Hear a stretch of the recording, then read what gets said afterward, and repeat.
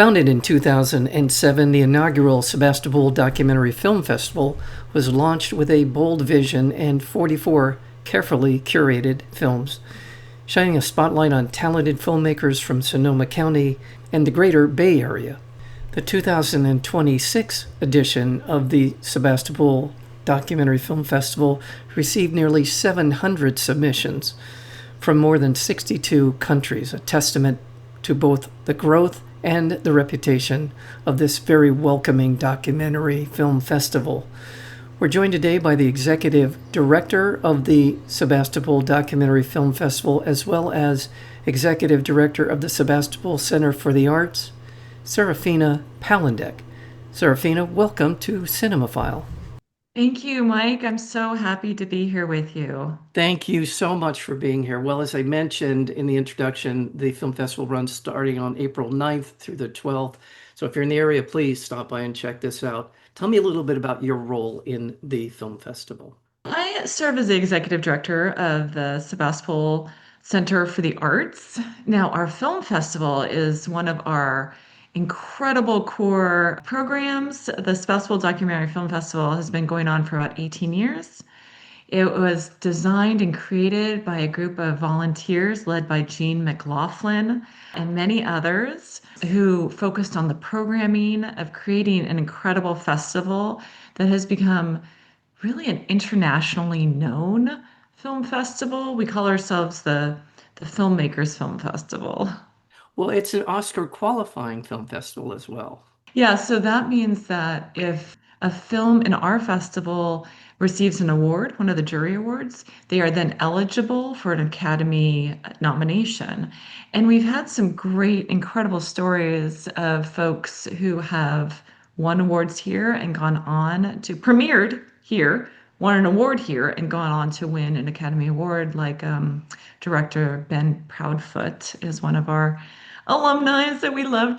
He just sent us a reel recently talking about how influential our film festival was for his career, and we're just so grateful that we get to meet artists like this and promote artists like this.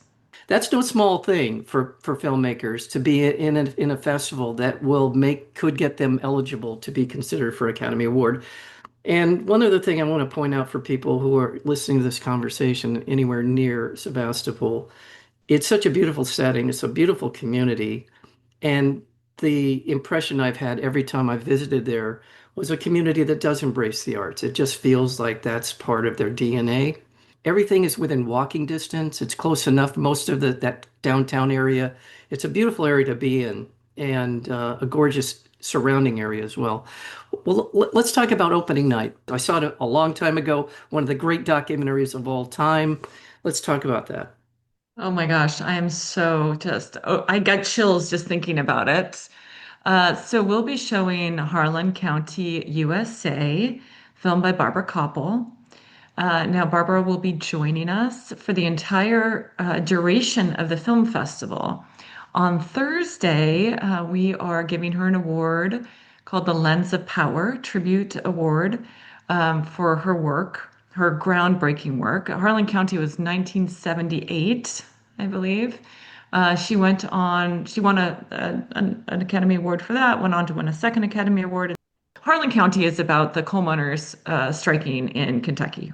Yeah, amazing film. Cinema verite. It really is. I mean, it's the definition of it really there on the front lines with these coal miner strikers that it was just, and the police were squared off, ready to shoot people. It's a really intense documentary film. And also no small feat that she was a woman doing this in 1978 and won the Academy Award for it. Anyway, she'll be here all weekend. She's going to be on a panel with several other filmmakers talking about directing challenges. And we're showing Harlan County a couple times, and then we're also showing Dixie Chicks Shut Up and Sing. Nice. And Cecilia Peck is coming.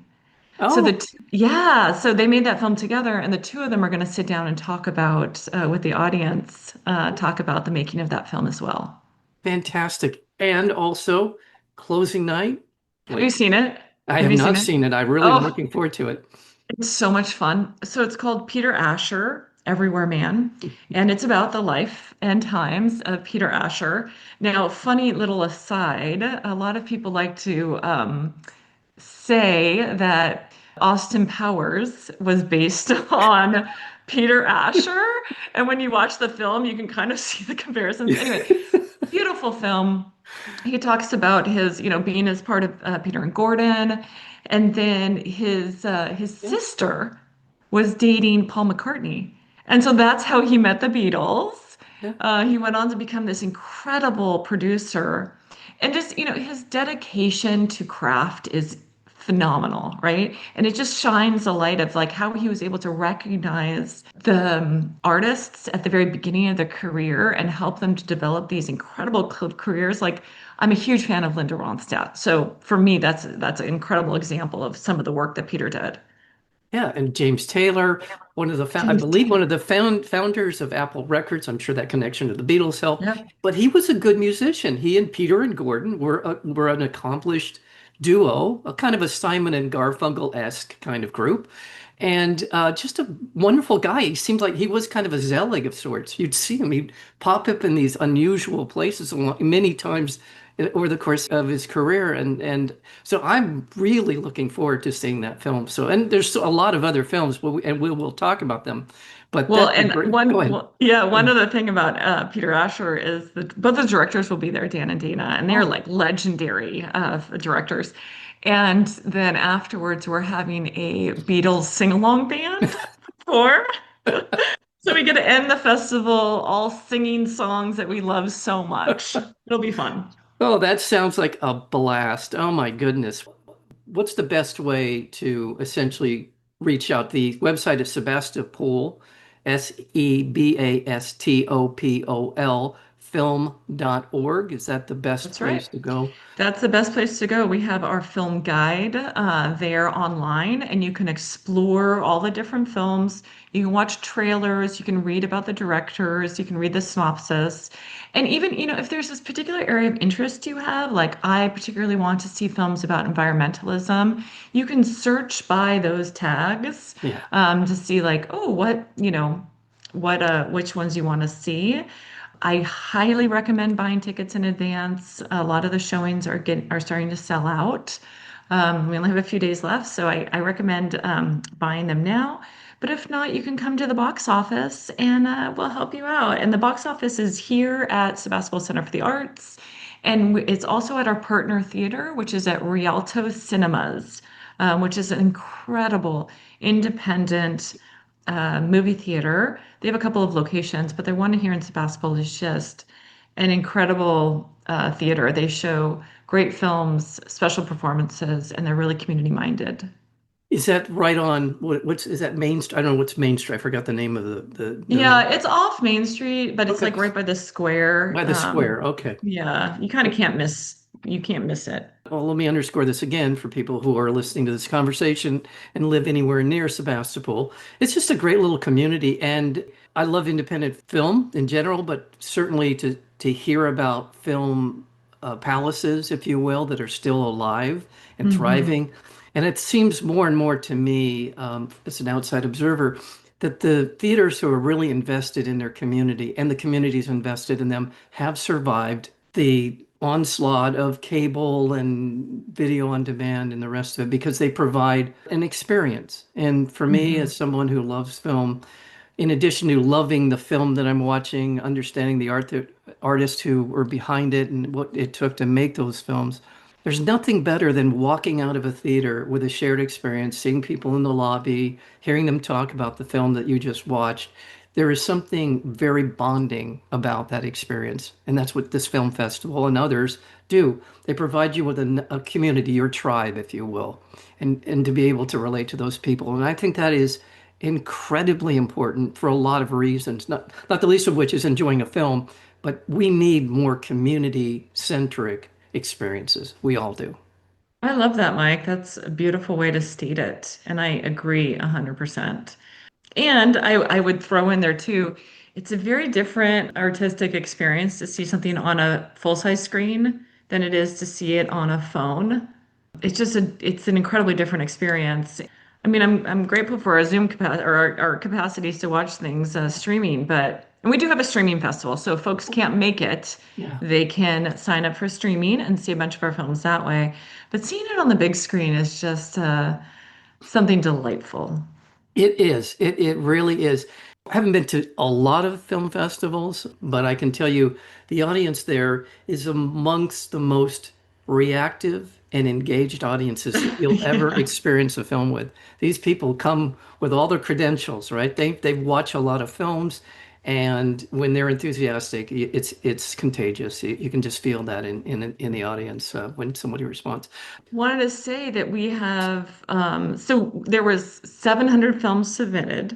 Wow. We selected 55, and of the 55, I think we have 50 directors coming.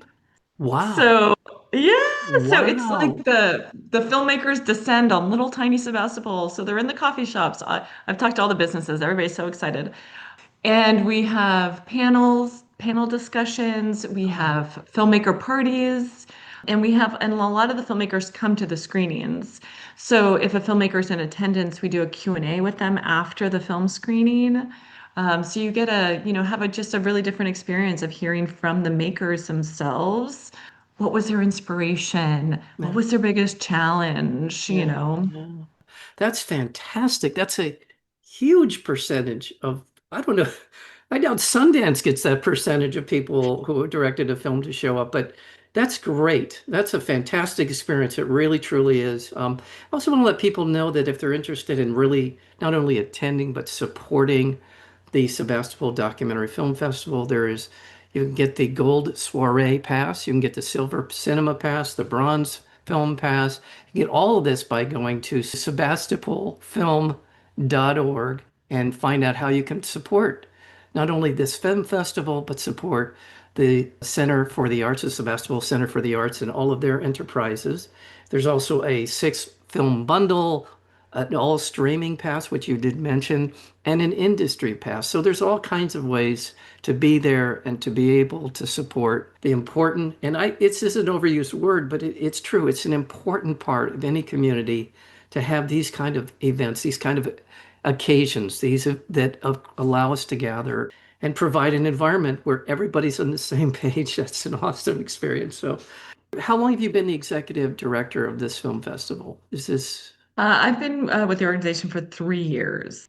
The arts went through, and film festivals in particular, went through some hard times during COVID. And in fact, a lot of film festivals closed down. Yeah. Some of the very famous ones, right? Michael Moore's film festival shut down. And we are lucky in that we were able to weather the storm and persevere. We're very scrappy.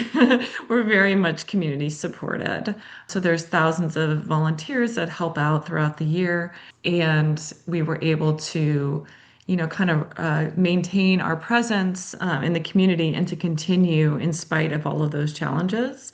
And I would say now we're growing and bigger than ever. So we're really grateful for the community support.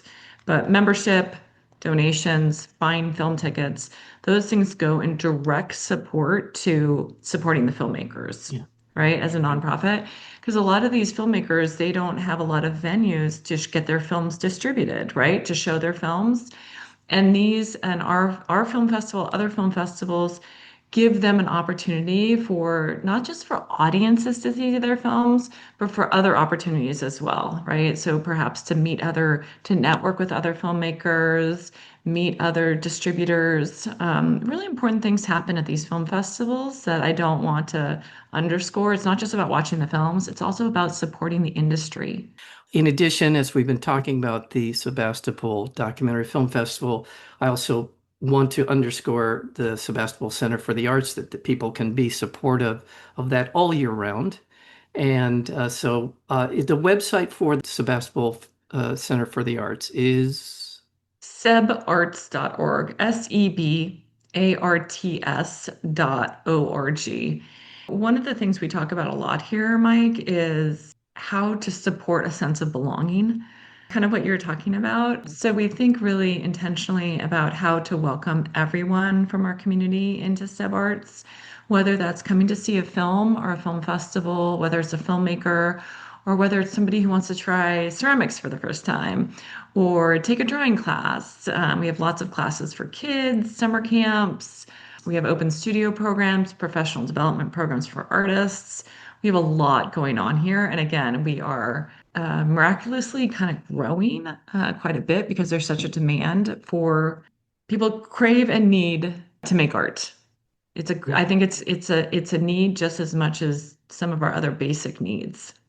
I think I'm no anthropologist, but I think communicated with each other was through the art of Hmm. dancing, the art of scribbling on a cave wall, the art of whatever it was. These were all intended for us to understand one another, to bond with each other, to work in community. I believe that to be true. Hmm. So yeah, I think you're absolutely right. We have to. I don't think we could not want to endeavor to be artists in our own ways, whatever that might be. So, well, congratulations on these 4 days. All the best on the Sebastopol Documentary Film Festival, but really important, Sebastopol Center for the Arts and supporting that as a year-round endeavor.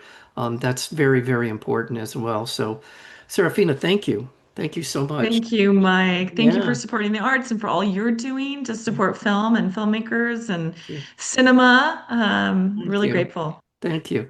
We've been speaking with the executive director of the Sebastopol Center for the Arts, as well as the executive director of the Sebastopol Documentary Film Festival, and that would be Serafina Palandech. Thank you so much. Thank you, Mike.